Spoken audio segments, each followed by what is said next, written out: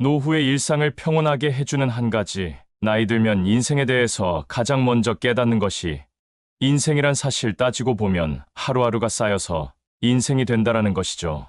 그렇기 때문에 우리는 거창하게 인생을 어떻게 살 것인가를 생각하는 것도 중요하지만 하루하루를 어떻게 살 것인지, 어떻게 디자인할 것인지, 어떻게 계획할 것인지도 대단히 중요합니다. 그리고 그 하루하루는 역시 아침에 눈을 떠서부터 잠자리에 들어갈 때까지 여러 가지 순간들이 모여서 하루를 이루죠.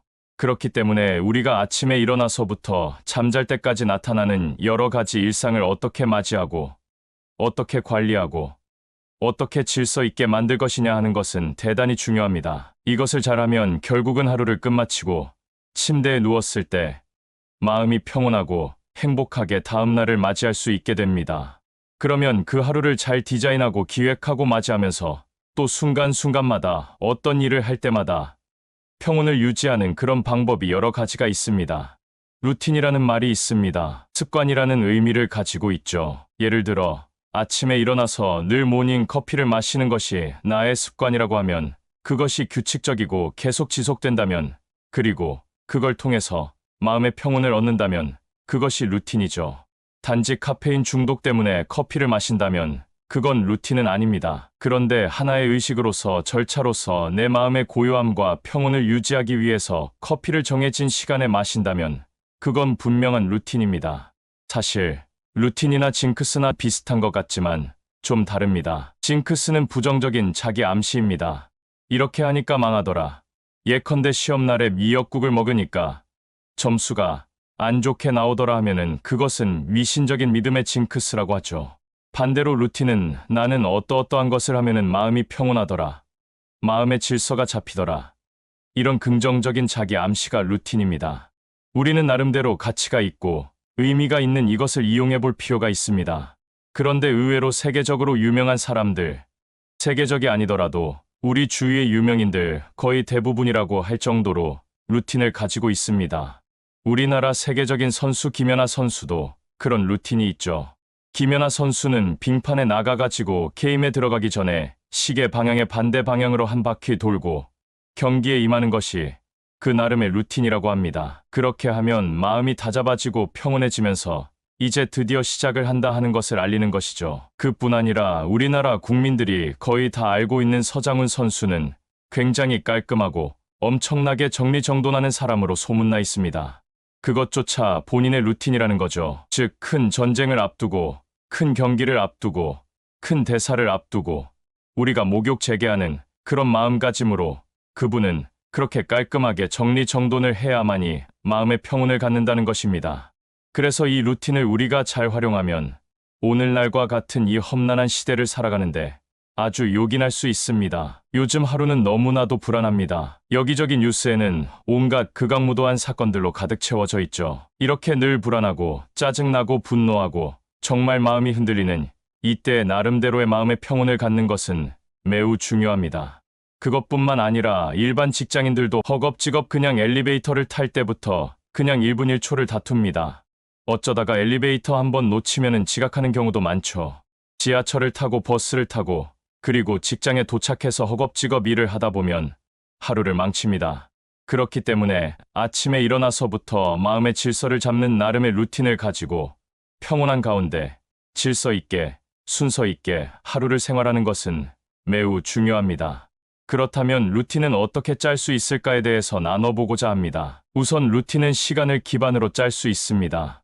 시간을 기반으로 일어나면 무엇을 하고, 몇 시에는 이것을 하고, 몇 시에는 반드시 잠을 잔다라는 식의 루틴입니다. 그렇게 마음의 평온을 갖는 겁니다. 그래서 시간으로서 이 루틴을 삼을 수도 있습니다. 두 번째는 순서로 루틴을 잡을 수 있습니다. 예컨대 나는 아침에 일어나서 반드시 모닝 커피를 마시고 그 다음에 무엇을 해야 된다 이러면 이것이 순서에 의한 루틴입니다.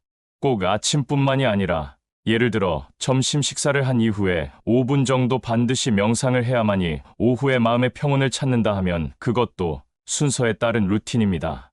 그 다음에 세 번째는 정리정돈으로 루틴을 삼을 수 있습니다. 서장훈 선수와 비슷하게 정리정돈함으로써 루틴을 삼는 사람도 의외로 많습니다. 중국 시대의 공자도 돗자리를 깔고 앉을 때에 그 돗자리가 조금 더 이렇게 삐딱하게 되면은 앉지 않았다고 합니다. 반드시 바르게 깔린 돗자리에만 앉았다는 얘기죠. 이것이 삐뚤어지면은 스스로의 마음에 혼란이 오기 때문이라고 합니다. 그래서 이렇게 정리정돈을 가지고 루틴을 삼는 경우도 있습니다. 그리고 네 번째는 도구를 이용한 루틴입니다. 예를 들어서 커피, 차는 반드시 무엇을 사용해야 하고 남의 것을 사용하면 그것이 기분이 찜찜해서가 아니라 왠지 오늘 마음의 질서가 흐트러지는 것 같다 하는 사람은 그 도구가 루틴이죠. 예컨대 볼펜 같은 것도 마찬가지입니다. 나는 어떤 볼펜만을 꼭 사용한다. 어떤 것으로 글을 쓴다 하면 그것이 루틴입니다. 그렇게 도구로 루틴을 삼는 사람도 있습니다. 그 다음에 냄새, 소리를 가지고 루틴을 가지는 사람도 있습니다. 예컨대 향불을 켜놓고 나서 그 향불이 은은하게 코에 들어와야만이 마음의 평온을 잡는다 하면은 그 사람은 그 냄새가 루틴입니다. 어떤 음악을 들어야만이 내 마음의 평온을 잡는다 하는 사람은 그것이 루틴이기도 하죠. 나는 반드시 어떤 중요한 일을 할 때 또는 점심 식사 이후에는 이 음악을 듣는다. 그러면 그 사람의 루틴이 될 수 있습니다. 지금까지 말씀드린 것처럼 정말 여러 가지 방식의 루틴이 있죠. 지금까지도 나름의 루틴을 가지고 계신 분이 대부분이시겠지만 아직까지 그런 것이 없으셨다면 이번 기회에 한번 만들어 보셨으면 좋겠습니다. 어쩌면 아침에 루틴 없이 그냥 무질서하게 생활하다 보니까 그 연속선상에서 하루가 무질서하게 돌아가고 그러다 보니까 그냥 무질서하게 잠자리에 들어가고 그렇게 됨으로써 하루하루가 별 의미 없고 무가치하게 느껴지고 그것이 쌓임으로써 삶 자체가 무질서하게 느껴질 수 있습니다. 따라서 아침부터 밤까지 하루를 어떻게 계획하고 잘 만들 것인지 루틴을 활용해서 여러분의 하루를 같이 있고 보람있게 만드셨으면 좋겠습니다. 노후에 절대로 곁에 두면 안 되는 세 가지 인간 유형. 살인을 저지른 흉악범이라도 내 자식은 감싸기 마련이고 부모가 아무리 여러 가정을 파괴하는 중죄를 졌더라도 우리 부모님은 세상 최고의 부모라고 존경심을 잃지 않는 경우도 있습니다. 하늘 아래 둘도 없는 가족이며 피는 물보다 진하기 때문이겠죠. 하지만 가족이라도 도저히 용서할 수 없는 것이 있습니다. 절대 받아주어서도 안 되고 용서해 주어서도 안 되는 것들이 있다고 합니다. 그래서 오늘은 가족이라도 도저히 용서하면 안 되는 일들에 대해 여러분들과 이야기를 나눠보려고 합니다. 첫 번째는 끝까지 빌부터 살려는 자식입니다. 캥거루 가족이라고 익히 들어보셨을 겁니다. 대부분 25살이 넘었는데도 취업을 못했거나 취업했더라도 주거비 부담을 줄이기 위해 부모와 함께 사는 젊은이들을 말합니다. 부모 마음에 아직 취업도 하지 못한 자녀들을 독립하라고 밖으로 내몰기는 많이 안쓰럽죠. 그러니 20대까지는 봐준다고 하더라도 문제는 30, 40대부터 생깁니다. 그 나이에 이르러서까지도 혹은 결혼을 하고 나서도 경제적인 문제 때문에 부모 슬하를 벗어나지 못하고 부모에게 전적으로 의지하며 사는 가구가 점차 늘어나고 있다는 데 문제가 있습니다. 효도를 다하기 위해서 노부모를 모시고 사는 게 아닙니다. 자기 한 몸 편하자고 자기 가족들 편하자고 부모에게 의지해서 살아가고 있으니 문제인 거죠. 나이 7, 80이 먹은 어머니가 자식들 삼시세끼 차려주려고 애를 쓰며 삽니다. 언제까지 품 안에 자식으로 끌어안고 있어야 만족하실지는 모르겠지만 그건 사랑도 아니고 의지도 아니고 그냥 착취라고 볼 수 있겠죠. 두 번째, 책임을 떠넘기는 자식이나 부모입니다. 옛말에 비 물어달라는 자식은 낳지도 말랬다는 말이 있죠. 하지만 마지막 목숨줄인 재산을 내놓으라는 자식도 마찬가지가 아닐까 생각합니다. 집 늘려야 한다. 사업 자금이 필요하다며 노후를 위해 어렵게 마련한 재산을 호시탐탐 노리는 자식들이 있는데 능력이 안 된다고 한두 번 얘기했음에도 자꾸 찾아와 징징거린다고 저렇게 원하니 어쩌겠냐 하면서 마음 약해지면 안 됩니다. 절대로 받아줘서는 안 됩니다. 부모도 마찬가지죠. 자식 믿고 빚 얻어쓰고 갚지 않는 부모들도 있습니다. 유명한 여배우 김혜수가 대표적인 예가 아닐까 싶습니다. 16살 어린 나이에 데뷔해서 수십 년을 정상의 연기자로 살아왔는데도 엄마의 빚에 그 많은 재산을 다 털어넣어야 했습니다. 이 때문에 몇 년간 슬럼프에 빠지기도 했죠. 그녀의 마지막 결정은 결국 엄마와의 인연을 끊는 것이었습니다. 조금 더 일찍 했으면 어땠을까 싶긴 하지만 어쩔 수 없는 결정이었겠죠. 세 번째, 희생양이 필요한 부모입니다. 부모라는 말만큼 이 세상에서 따뜻한 단어가 있을까 싶습니다만 그렇다고 세상 모든 부모가 다 따뜻한 것도 아닙니다. 자신의 삐뚤어진 성격을 위해 자식을 희생양으로 삼는 부모가 있습니다. 어떤 한 사람이 세 남매 중 외아들로 컸는데 어려서부터 아버지로부터 학대를 받으며 자랐고 아버지는 자신을 다른 가족들 앞에서 모욕을 주고 비아냥거리고 수틀리면 때리는 것은 물론이고 다른 가족들도 학대에 참여하도록 부추기기까지 했다고 합니다. 참고 참아 고등학교 졸업하자마자 집을 나와 혼자의 힘으로 대학 등록금 마련하고 살았는데 자신이 집을 나오자 먹잇감이 필요한 아버지는 다른 자식을 희생양 삼아 학대를 시작했다고 하죠. 이렇게 밖에서는 찌질하게 행동하면서도 집에 돌아와서는 가족들을 자신의 감정 배설물을 받아내는 쓰레기통으로 이용하는 사람들이 있습니다. 세상 제일 가는 찌질이고 멍청이죠. 제 아무리 부모라도 자식을 희생양으로 삼기를 바랐다면 그 인연에 얽매이지 않아도 됩니다. 자책감에 시달릴 필요 하나 없습니다. 하늘 아래 오직 하나뿐인 피를 나눈 가족이라도 받아줘서는 안 되는 것들이 있습니다. 용서도 필요 없죠. 상처 주고 빼앗아가고 희생양으로 삼는데도 가족이라고 혼자 안으로 삭히고 남들이 알까봐 쉬쉬하며 되레 가해자가 잘못될까 걱정하고 참고 살아서는 안 됩니다.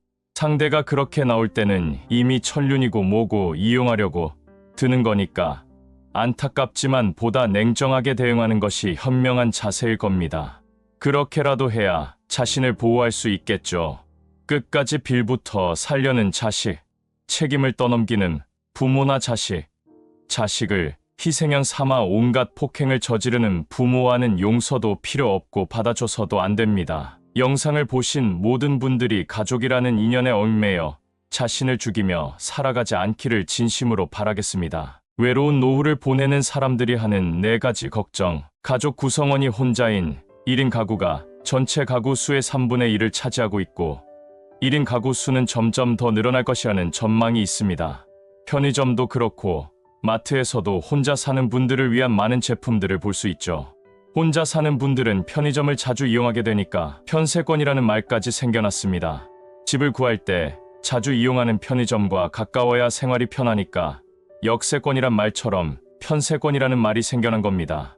이혼과 졸혼, 그리고 황혼이혼, 배우자와의 사별 등으로 중장년층의 1인 가구가 늘어가고 있고 여기에 더해서 50세 전후까지 결혼하지 않고 사는 사람들의 비율도 점점 늘어나고 있다고 합니다. 이렇게 50세 전후까지 결혼하지 않은 사람들의 비율을 생애미혼율이라고 합니다. 기준이 50세 전후지만 생애미혼율로 명칭이 붙여진 이유는 그 나이까지 미혼이면 그 이후에도 미혼일 가능성이 상당히 높기 때문이죠. 실제로 남자나 여자나 재혼이 완성되는 시기가 거의 남자의 경우는 47세, 여자인 경우는 한 45세쯤이면 재혼을 하게 됩니다. 그 기간이 지나면 그냥 독신으로 살게 될 가능성이 상당히 높아지는 거죠. 하여간 이래저래 중장년 이후 1인 가구는 늘어가는 추세라 할 수 있겠습니다. 싱글로 살게 되는 장점이 있죠. 자신이 좋아하는 취미를 자유롭게 즐길 수도 있고 자신이 원하는 것을 원하는 시간에 누구의 참견과 간섭도 없이 그냥 할 수 있습니다. 일에 지장만 없다면 자유롭게 훌쩍 여행을 떠날 수도 있습니다. 하지만 모든 것에는 밝은 면이 있으면 어두운 면이 있는 것이 세상 이치입니다. 노후가 예외 없이 혼자 사는 분들에게도 찾아올 겁니다. 그 나이가 되면 부모님도 계시지 않을 가능성이 높으니 돌봐줄 가족 한 명 없이 긴 노후를 혼자서 외롭게 감당해야 할 수도 있습니다. 그래서 오늘은 50세 이후에도 혼자 사는 사람들이 걱정하는 4가지에 대해 이야기해보고자 합니다. 인생은 어차피 혼자라고 할 수 있지만 그래도 오늘 이 4가지를 한번 미리 알아보고 준비하셨으면 좋겠습니다. 작년 6월경에 한 결혼정보회사가 이혼과 졸혼 그리고 배우자와의 사별 등으로 50세 이후 혼자 사는 분들이 가장 걱정하는 것이 무엇인지에 대한 설문조사를 했습니다. 남자 575명, 여자 425명, 이렇게 합쳐서 1,000명을 대상으로 실시한 조사입니다. 50세 이후 싱글들이 걱정하는 4가지. 첫 번째, 경제적 도움이 부족하다. 설문 응답자 중 10%가 경제적인 문제를 꼽았습니다. 싱글이 노후가 되면서 스스로 생활비를 충당하는 것이 걱정입니다. 자식이 있는 싱글이라면 좀 상황이 나을까 싶었지만 자식이 생활비 보태주는 것은 사실 기대도 하면 안 됩니다. 자기들 살기도 힘든 세상인데 그것까지 바라지도 않습니다. 노후를 맞이한 싱글들에게 연금이 효자 노릇을 할 겁니다. 수명이 길어진 노후를 대비하고 쪼들리지 않는 노년을 보내기 위해서는 여러 가지 연금으로 촘촘하게 현금 흐름을 준비해야 한다고 전문가들은 말합니다. 국민연금은 말할 것도 없고 직장에서 받는 퇴직연금, 그리고 스스로 가입하는 개인연금까지 모든 종류의 연금을 미리미리 가입하는 것이 좋습니다. 최소한 3개 정도는 준비해야 합니다. 이 중에서 가장 주의해서 관리해야 하는 것이 퇴직연금이라고 합니다. 국민연금은 직장을 다니고 있다면 자동으로 가입 기간 누적되고, 개인연금은 본인이 알아서 가입해야 하지만 한번 가입하고 자동이체를 걸어놓으면 자동으로 통장에서 돈이 빠져나가 꼬박꼬박 적립됩니다. 하지만 문제는 퇴직연금이죠. 이직을 할 경우 이전 직장에서 퇴직연금을 수령하게 되는데 이걸 그냥 꽁돈처럼 생각하고 써버리는 경우가 많습니다. 마치 갯돈 탄 것처럼 말이죠. 이걸 그냥 써버리게 되면 연금 성격을 완전히 잃어버리기 때문에 노후에 지금 쓸 돈이 부족해집니다. 그래서 쓰지 말고 노후를 생각해서 IRP라고 짧게 부르는 개인형 퇴직연금에 가입해서 그 계좌에 넣어둬야 합니다. 금융에 대한 공부를 미리미리 하셔야 합니다. 50세 이후 싱글들이 걱정하는 4가지. 두 번째, 돌봐줄 사람이 없다. 내가 아플 때 괜찮은지 들여다보고 챙겨줄 사람이 없다는 불안감입니다. 그렇다고 갑자기 없던 자식을 만들 수 없는 노릇이고, 또 자식들이 있다 해도 멀리 떨어져 살고 있을 텐데 도움받기가 현실적으로 쉽지 않습니다. 이럴 때를 대비해서 친구를 사귀어 놓아야 합니다. 바로 인프라 친구를 말이죠. 말 지어내기 좋아하는 일본인들이 사회 기반 시설을 얘기하는 인프라와 친구를 합쳐서 만든 말입니다. 우리도 인프라라는 말을 줄여서 많이 씁니다. 이럴 때는 대개 도로, 철도, 지하철, 항만, 공항과 같은 경제활동의 기반을 형성하는 기초적인 시설과 시스템을 이루는 말로 쓰이죠. 이런 인프라의 뜻과 친구를 결합해서 만들면 우리 일상생활에 필요한 도움을 서로 주고받을 수 있는 친구, 서로 버팀목이 되어줄 수 있는 친구를 뜻한다 하겠습니다. 이웃사촌이란 말이 있듯이 나이 들어서는 멀리 사는 친구보다 한 동네에서 살고 있어 매일매일 얼굴 볼 수 있는 친구를 사귀라고 합니다. 이렇게 매일 아침 서로의 안부를 확인할 수 있고, 또 필요할 때 도움을 주고받으며 의지할 수 있는 친구가 바로 인프라 친구입니다. 평소부터 한 동네에 사는 인프라 친구를 만들어 놓아야 합니다. 서로 든든한 버팀목이 되어줄 겁니다. 세 번째는 간호해줄 사람이 없다는 것입니다. 자식이 있다고 24시간 곁에 붙어서 간병인 노릇해주지 않습니다. 우리에겐 전문 간병인이 있으니까 걱정하지 마시고 비용을 감당할 준비만 하면 됩니다. 사실 싱글들이 노후 준비를 할 때 가장 먼저 신경 써야 하는 것이 바로 아플 때를 대비하는 것입니다. 아플 때 혼자면 굉장히 서럽습니다. 사실 싱글이 아니더라도 아플 때를 대비해야 하긴 합니다. 그래도 부부인 경우엔 한 명이 아프더라도 배우자의 소득으로 생활이 가능하지만, 싱글은 사고를 당하거나 질병에 걸려 드러눕기라도 되는 날이면 의료비는 물론이고 소득까지 끊기기 때문에 이중고에 시달릴 수 있습니다. 그렇다고 그때마다 덜컥덜컥 저축해둔 돈을 헐어쓰기도 그렇습니다. 나중 생각한다면 쉽지 않죠. 혹시라도 생명보험 가입하신 분들 있다면 생명보험을 의료보험으로 돌려놔야 합니다. 싱글에게 필요한 의료보험은 실제 발생한 의료비를 지원해주는 실손의료보험이 있을 수 있을 테고, 또 목돈을 지원해주는 정액보상보험도 있을 수 있습니다. 예를 들어 암보험이나 종신보험을 가입하는 것이 좋다고 합니다. 종신보험에는 특정 질병에만 적용되는 CI보험이 있고, 일반적인 질병에 대한 보장까지 추가된 GI보험이 있으니까 하나하나 잘 알아보시기 바랍니다. 보험은 반드시 필요한 것이기 때문에 꼼꼼하게 살펴서 자신에게 딱 좋은 보험에 가입하시기 바랍니다. 마지막은 바로 외롭다는 것입니다. 설문 응답자의 반수가 넘는 51.8%가 이렇게 답변했습니다. 외로움을 떨쳐내는 가장 좋은 방법은 바로 바쁘게 사는 것입니다. 외로움을 느낄 시간이 없고 마음에 공허함이 비집고 들어올 틈이 없을 정도로 그냥 바쁘면 되는 거죠. 바쁜 사람에게 외롭다고 말하면 배부른 소리 하고 있다고 핀잔 듣기 딱 좋습니다. 바쁘게 살기 위한 아주 좋은 두 가지는 바로 일과 취미입니다. 일이 있으면 앞서 말씀드린 생활비에 대한 걱정도 없어지죠. 일석이조라고 볼 수 있습니다. 그리고 전문가들이 말하기를 가장 좋은 노후 준비는 일을 계속하는 거라고 또 말을 합니다. 싱글에게도 예외일 수 없습니다. 자신이 몰입하고 즐길 수 있는, 그래서 행복감을 주는 취미를 한두 개 정도는 갖고 있어야 합니다. 그래야 자신이 발전하고 있다는 성취감도 얻고 취미를 통해 만나는 사람들과의 관계를 유지하면서 고립감 없이 지낼 수 있습니다. 최고 중에 최고는 취미를 직업으로 승화시켜 은퇴 없는 인생을 사는 거라고 볼 수 있습니다. 싱글의 시대가 도래하고 있습니다. 시간 차이만 있을 뿐 누구나 언제고 싱글로 살아갈 날이 오겠죠. 지금부터 차근차근 암울한 싱글이 아니라 평안하고 안락한 싱글로 살아갈 수 있도록 준비가 필요하겠습니다. 오늘도 영상 보신 모든 분들의 하루하루가 행복하시길 진심으로 바라겠습니다. 나이가 들수록 우리는 깨닫게 됩니다. 인연이란 것이 얼마나 소중하고 동시에 얼마나 허망한 것인지를. 젊었을 때는 수많은 인연들이 평생 갈 것만 같았습니다. 하지만 세월이 흐르면서 많은 관계들이 자연스럽게 끊어지고 새로운 관계들이 맺어지고 그렇게 우리의 인연 지도는 계속해서 변화해 갑니다. 오늘은 특별히 한 가지 이야기를 나누고 싶습니다. 바로 먼저 연락하지 않는 사람에 대한 이야기입니다. 많은 분들이 이런 경험이 있으실 겁니다. 항상 내가 먼저 연락해야 하고 내가 약속을 잡으려 노력해야 하고 내가 관계를 이어가기 위해 애써야 하는 그런 불균형한 관계 말입니다. 이런 관계를 끊어야 하는 진정한 이유, 그것은 바로 자기 존엄성의 상실 때문입니다. 얼핏 보면 단순해 보이는 이 문제는 사실 우리 삶의 본질과 깊은 관련이 있습니다. 먼저 연락하지 않는다는 것은 단순한 게으름이나 바쁨의 문제가 아닙니다. 그것은 그 사람의 삶에서 우리가 어떤 우선순위에 있는지를 분명하게 보여주는 지표입니다. 현대 사회에서 바쁘다는 말은 더 이상 변명이 될 수 없습니다.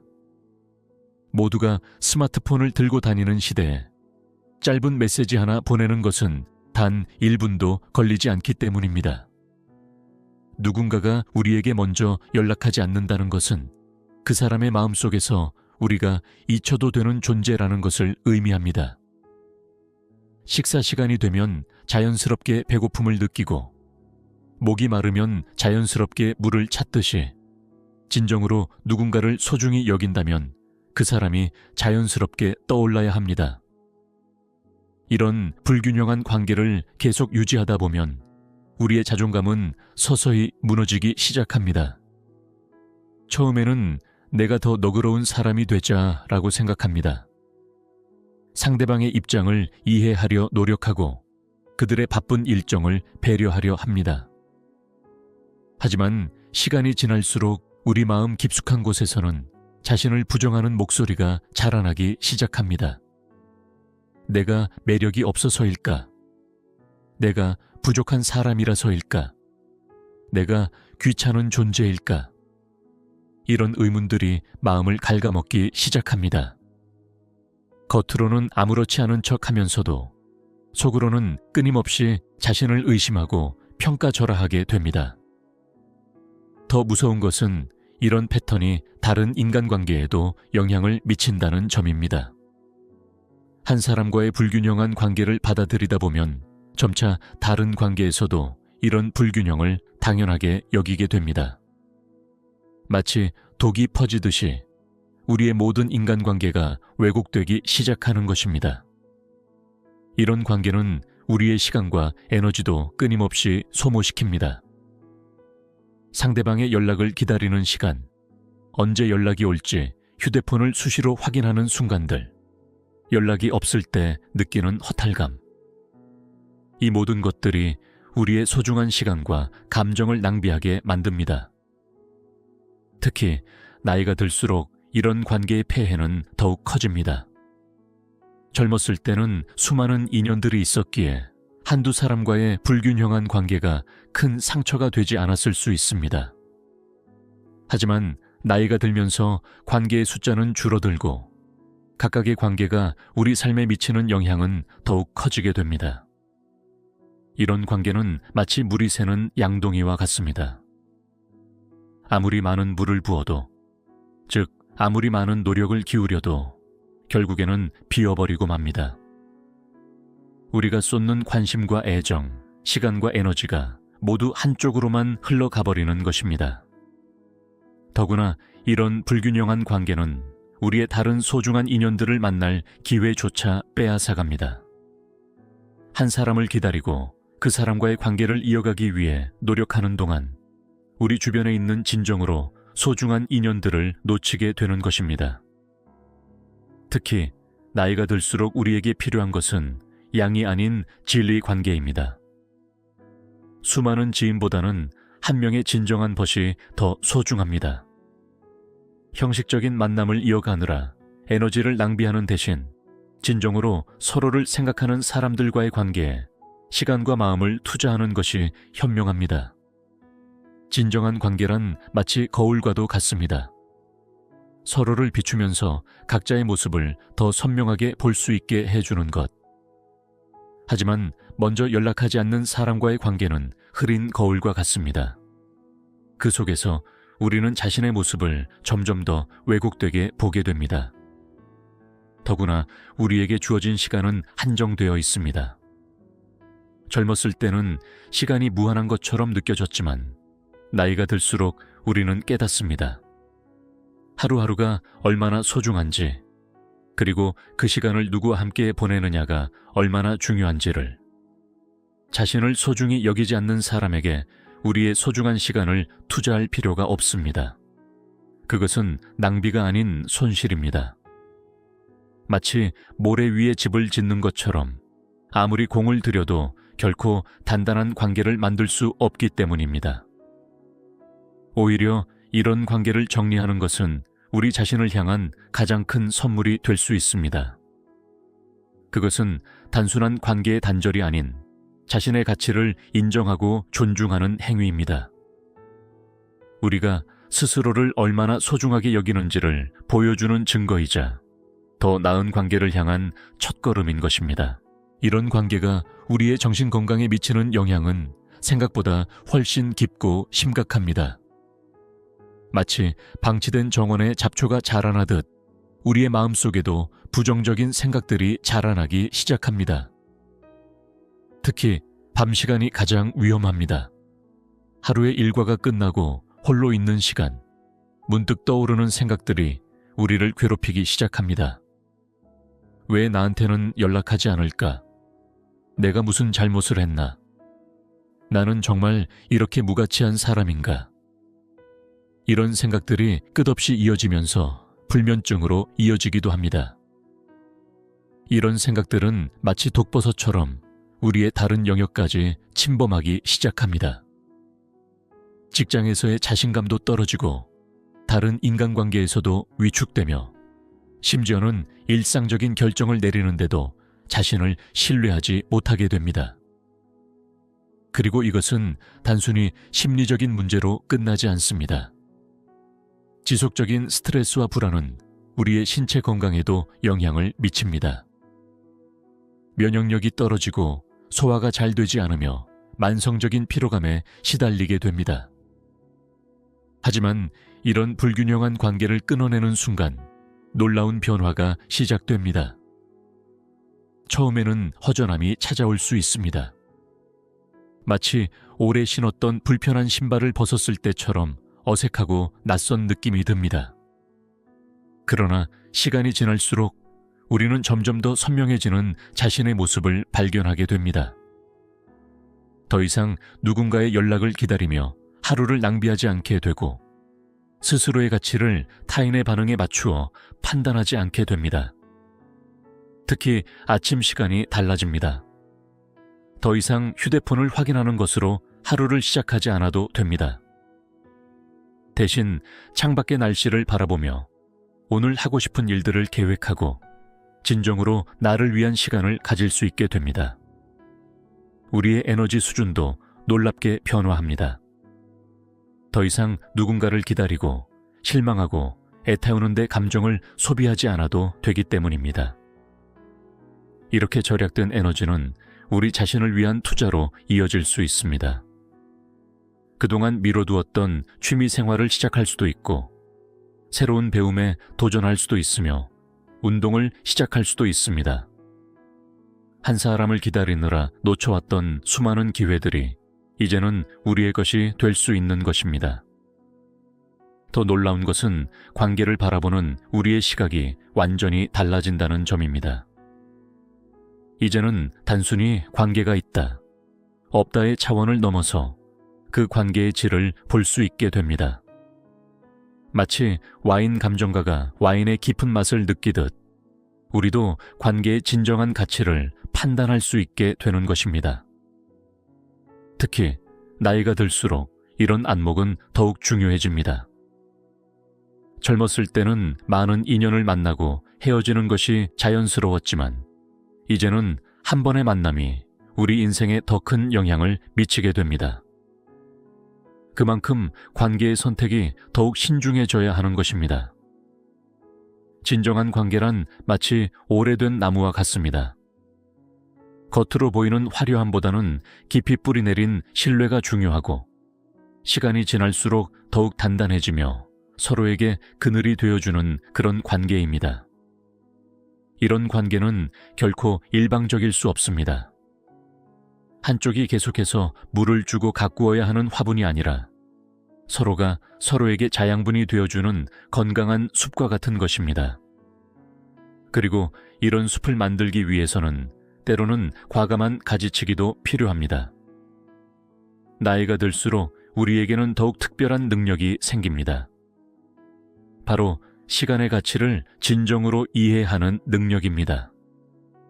젊었을 때는 시간이 무한한 것처럼 느껴졌기에 불필요한 관계에 시간을 낭비하는 것이 큰 문제처럼 보이지 않았습니다. 하지만 이제는 다릅니다. 하루하루가 얼마나 소중한지, 한 번의 만남이 얼마나 의미 있는지를 깊이 이해하게 됩니다. 그렇기에 더더욱 먼저 연락하지 않는 사람과의 관계에 우리의 귀중한 시간을 투자할 이유가 없는 것입니다. 이런 관계를 정리하고 나면 우리는 마치 오랫동안 메고 있던 무거운 짐을 내려놓은 것 같은 해방감을 느끼게 됩니다.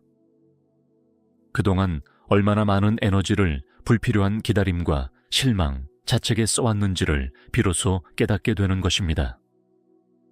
이렇게 비워진 공간에는 자연스럽게 새로운 것들이 채워지기 시작합니다. 오래전부터 하고 싶었던 취미 생활을 시작할 수도 있고, 잊고 있었던 오랜 친구와의 관계를 다시 돈독히 할 수도 있으며, 새로운 배움에 도전할 수도 있습니다. 특히 주목할 만한 것은 관계의 질이 달라진다는 점입니다.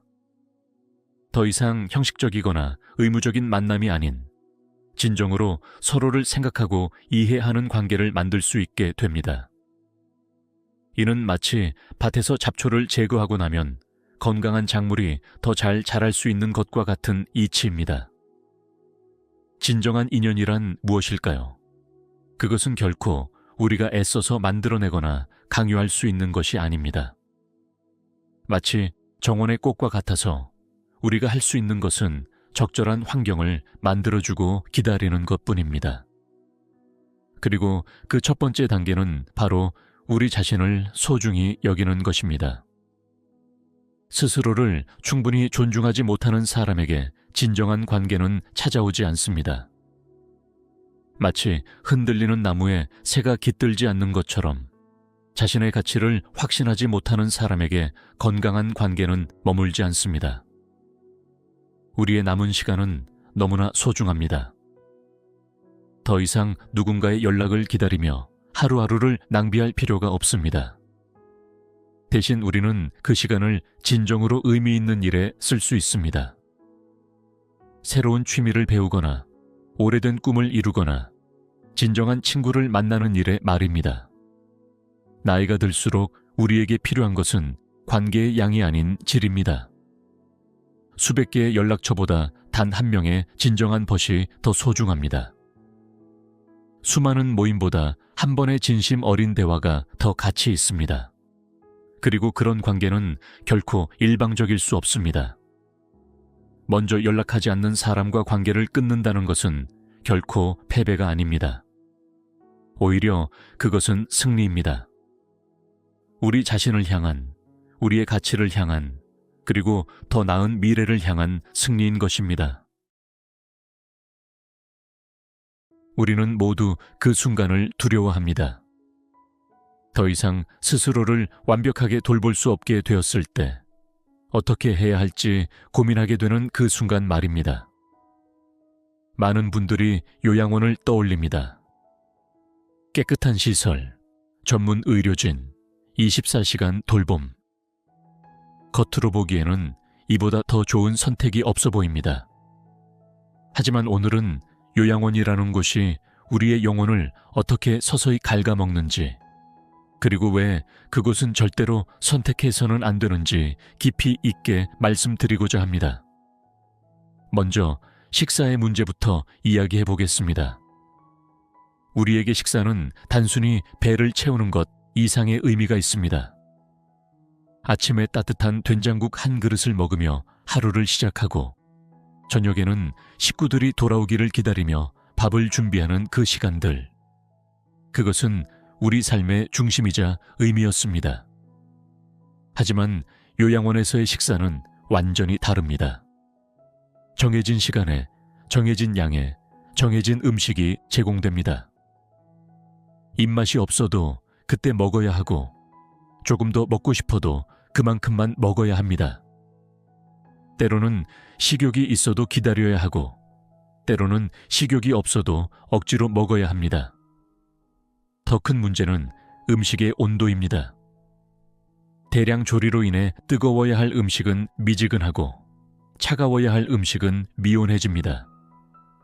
평생 식사 때마다 누렸던 그 작은 기쁨, 뜨끈한 국물의 온기, 갓 지은 밥의 향기, 이런 것들이 모두 사라집니다. 수면의 문제도 매우 심각합니다. 집에서는 피곤할 때, 눕고 싶을 때 누울 수 있었습니다. 잠이 오지 않으면 조용히 일어나 창밖을 바라보거나 라디오를 들으며 잠이 올 때까지 기다릴 수도 있었죠. 때로는 새벽에 일어나 일찍 하루를 시작하기도 하고, 때로는 조금 더 늦잠을 자며 여유를 부리기도 했습니다. 하지만 요양원에서는 이 모든 자연스러운 리듬이 깨져버립니다. 정해진 시간에 강제로 깨워지고, 정해진 시간에 강제로 잠자리에 들어야 합니다. 불면증이 있어도 침대에 누워 있어야 하고, 낮잠이 와도 참아야 합니다. 이런 부자연스러운 생활이 우리의 생체 리듬을 완전히 망가뜨립니다. 약물 복용의 문제는 더욱 위험합니다. 집에서는 우리가 복용하는 약의 종류와 시간을 스스로 조절할 수 있었습니다. 컨디션에 따라 약의 복용 시간을 조금 늦추거나 앞당길 수도 있었고, 부작용이 있으면 즉시 의사와 상담할 수도 있었습니다. 하지만 요양원에서는 모든 약이 일괄적으로 제공됩니다. 개인의 상태나 컨디션과 관계없이 정해진 시간에 정해진 약을 복용해야 합니다. 때로는 불필요한 약들이 추가되기도 하고, 때로는 꼭 필요한 약이 빠지기도 합니다. 이것은 단순한 불편함의 문제가 아닌 건강과 직결되는 심각한 문제입니다. 개인 소지품의 제한도 큰 상처가 됩니다. 평생 동안 모아온 소중한 물건들, 추억이 담긴 사진들, 애지중지하던 장신구들, 이런 것들을 모두 포기해야 합니다. 요양원에서 허용되는 개인 물품은 극히 제한적이기 때문입니다. 마치 우리의 인생 전체를 몇 개의 작은 서랍장 안에 구겨 넣어야 하는 것과 같습니다. 날씨와 계절의 변화를 직접 느끼지 못하는 것도 큰 고통입니다. 집에서는 아침마다 창문을 열어 새벽 공기를 마시고, 비가 오면 창가에 앉아 빗소리를 들었습니다. 봄에는 꽃향기가 실려오는 바람을 맞이하고, 여름에는 처마 및 풍경 소리에 더위를 잊었으며 가을에는 낙엽 쌓이는 소리를 들으며 세월의 흐름을 느꼈고 겨울에는 첫눈 오는 날을 기다리며 설렘을 느꼈습니다. 요양원에서는 이 모든 자연과의 교감이 차단됩니다. 창문은 대부분 잠겨 있고 에어컨과 난방기가 만들어내는 인공적인 온도 속에서 하루하루를 보내야 합니다. 계절의 변화는 오직 TV 화면이나 달력을 통해서만 알 수 있습니다. 이것은 마치 우리의 감각이 점점 무뎌지는 것과 같습니다. 종교와 신앙생활의 제약도 심각한 문제입니다. 평생 다니던 교회나 절에 더 이상 갈 수 없게 됩니다. 아침마다 하던 기도도, 저녁마다 읽던 경전도 마음대로 할 수 없게 됩니다. 요양원에서 제공하는 형식적인 종교 활동으로는 진정한 신앙생활을 이어갈 수 없습니다. 취미생활도 대부분 포기해야 합니다. 집에서는 틈틈이 텃밭을 가꾸고 좋아하는 TV 프로그램을 보고 라디오를 들으며 소소한 즐거움을 누렸습니다.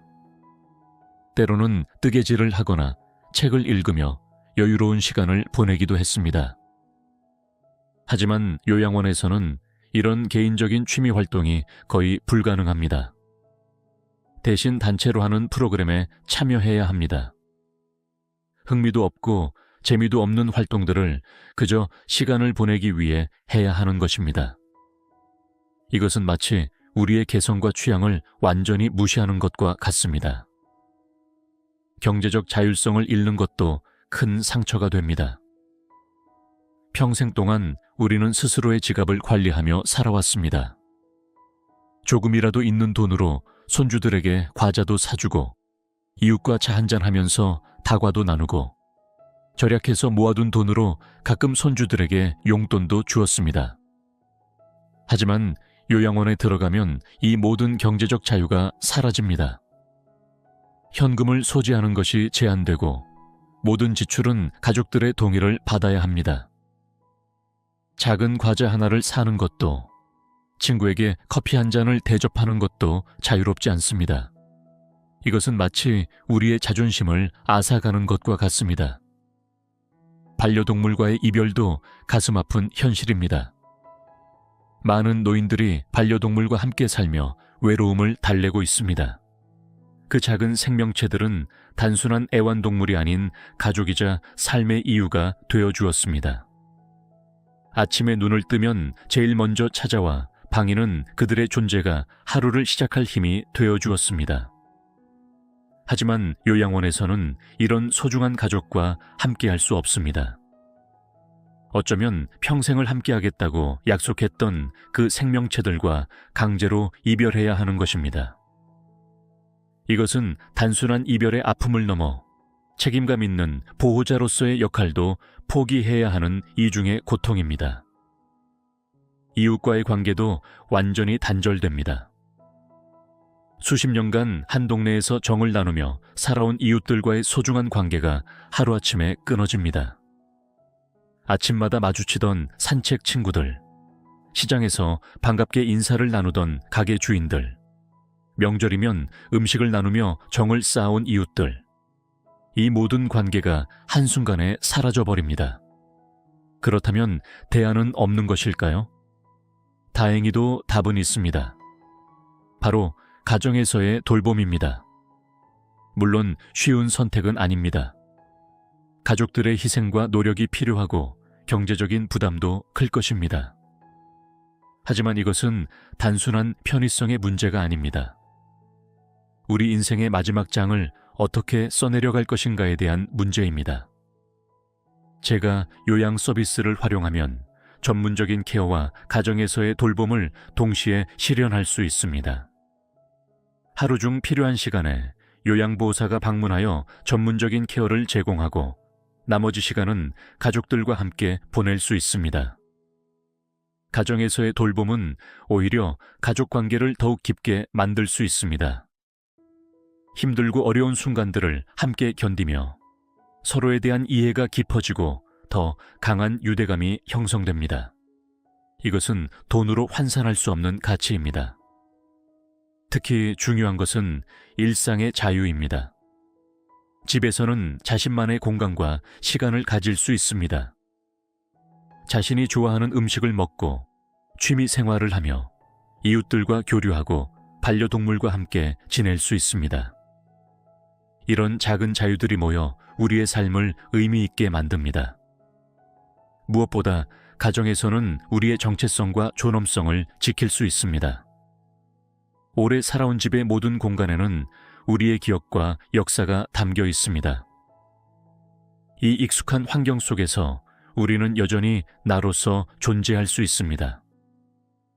나이가 들어 스스로를 완벽하게 돌보지 못하게 되었다고 해서 우리의 삶의 가치가 떨어지는 것은 아닙니다. 오히려 그때야말로 더욱 소중하게 보살펴야 할 시기입니다. 익숙한 환경에서 사랑하는 사람들과 함께 마지막까지 존엄성을 지키며 살아가는 것. 그것이야말로 우리 모두가 꿈꾸는 노년의 모습일 것입니다.